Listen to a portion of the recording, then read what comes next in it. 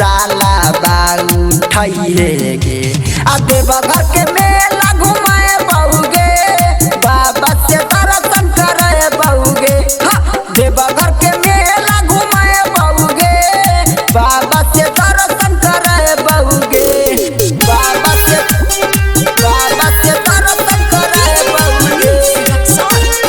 Music director Surendra Chauhan. बाबा से दर्शन करे बहुगे देवघर के मेला घुमाए बहुगे बाबा से दर्शन करे बहुगे बाबा से दर्शन करे बहुगे।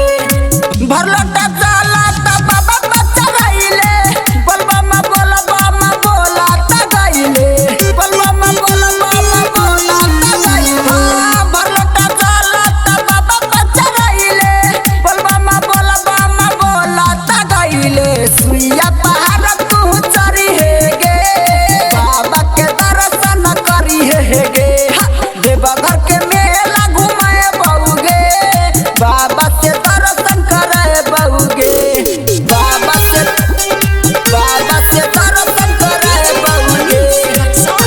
चांद रिकॉर्डिंग स्टूडियो गोरेटा बाजार बाबा से दर्शन करे बहुगे देवघर के मेला घुमाए बहुगे बाबा से दर्शन करे बहुगे बाबा से दर्शन करे बहुगे।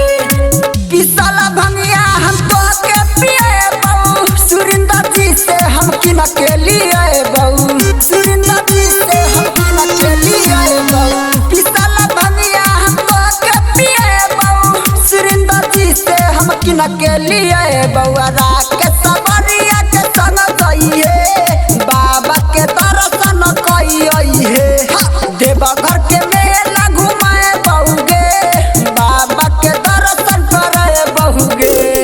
चांद रिकॉर्डिंग स्टूडियो गोरेटा बाजार।